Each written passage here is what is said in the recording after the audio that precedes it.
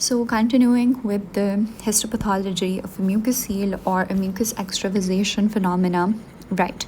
So, basically, we know that there is pool of mucin beneath the epithelium, and this pool of mucin distends the surface epithelium, right?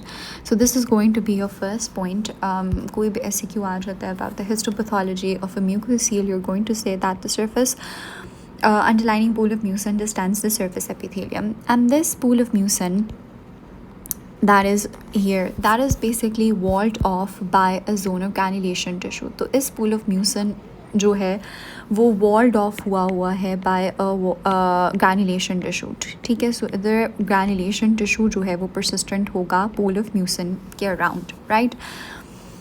What happens is that if the mucocele is an older mucocele, in this case, would be having a condensed collagen that is going to basically give an encapsulated appearance. So it's going to give this encapsulated appearance. वैसे तो हमने कहा है कि mucin, pool of mucin is surrounded by a wall of granulation tissue, but in long-standing lesions, it has condensed collagen that gives an encapsulated appearance, right?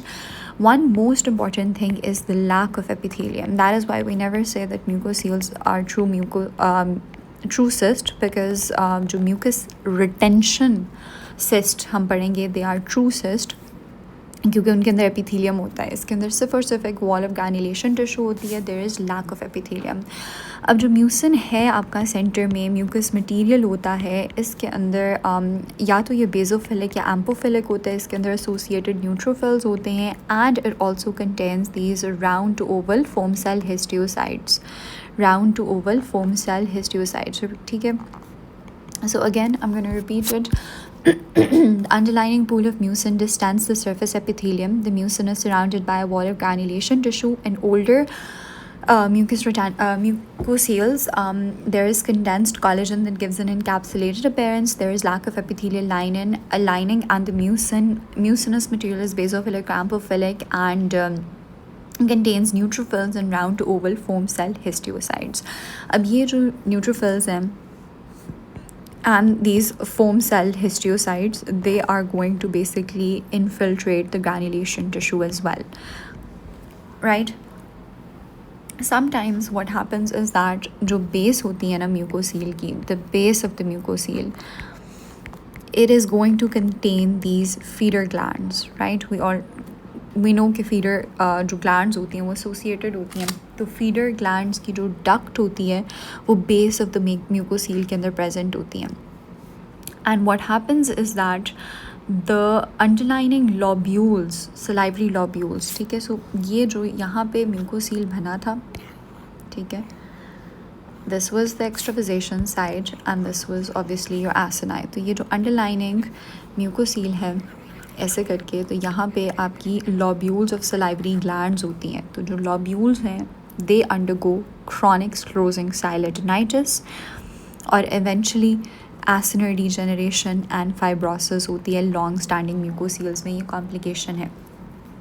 फिर म्यूकोसील्स जो कि बहुत ज़्यादा परसिस्टेंट हैं, लॉन्ग स्टैंडिंग हैं, वीक्स से परसिस्ट कर रहे हैं, या फिर रिपीटेड ट्रॉमा की वजह से फॉर्म होते हैं, उनके अंदर हिस्टोलॉजिकल सेक्शन में ऑर्गेनाइजेशन नज़र आती है, which is an attempt at healing, right. Fibroblast नज़र आएंगे.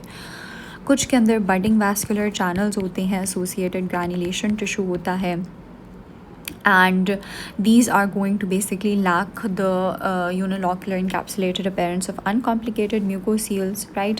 जो plunging mucoceles होते हैं या plunging granulas होते हैं, उसके अंदर क्या हमें देखने को मिलता है? एक तो हमारे पास diffuse foci होता है of mucin, diffuse foci of mucin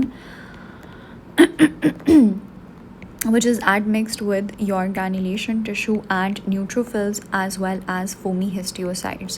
So the plunging mucocele contains diffuse foci of mucin, granulation tissue, neutrophils and foamy histiocytes.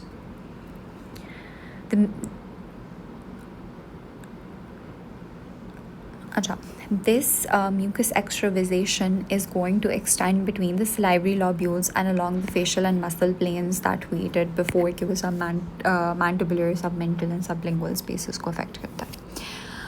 So histopathology of a mucosal is that pool of mucin distends the surface epithelium. It is walled off by granulation tissue, long-standing with condensed collagen, giving an encapsulated appearance. There is lack of epithelium.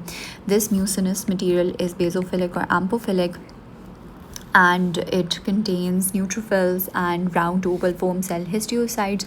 Neutrophils and foam cells are going to extend to the granulation tissue as well. Base contains feeder ducts, and these feeder ducts are associated with salivary lobules that undergo chronic closing, silidinitis, acinar degeneration, and fibrosis. Mucosals that are persist for longer duration undergo organization, which is an attempt at healing by doing vascular channels and granulation tissue, lacking the unilocular appearance of uncomplicated mucosals, और जो plunging mucosals होते हैं, diffuse foci of mucin, granulation tissue, neutrophils and foamy histiocytes present होते हैं.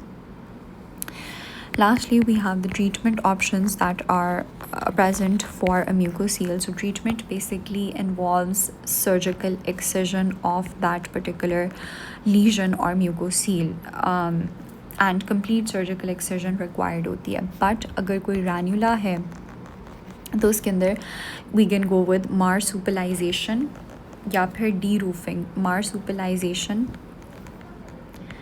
और deroofing. But the thing is that कि जितने भी हमारे रैनुलाज होते हैं they are basically your mucoceles without epithelium. और मार्सुपिलाइजेशन का मेजर क्राइटेरिया ये है कि जो भी लीजन है उसके अंदर एपिथीलियम होना चाहिए. तो marsupialization is not really encouraged for ranulas क्योंकि उसके अंदर एपिथीलियम नहीं होता, ठीक है. बट जो प्लंजिंग रैनुलाज होते हैं उसकी ट्रीटमेंट बहुत इंपॉर्टेंट होती है जल्दी करना, because they can cause airway obstruction. तो we can go with surgery, aspiration to relieve the airway compression, and eventually cannulation कर सकते हैं to repair the major duct wherever possible. So excision, marsupialization, deroofing, aspiration surgery, and then cannulation to repair the major gland possible.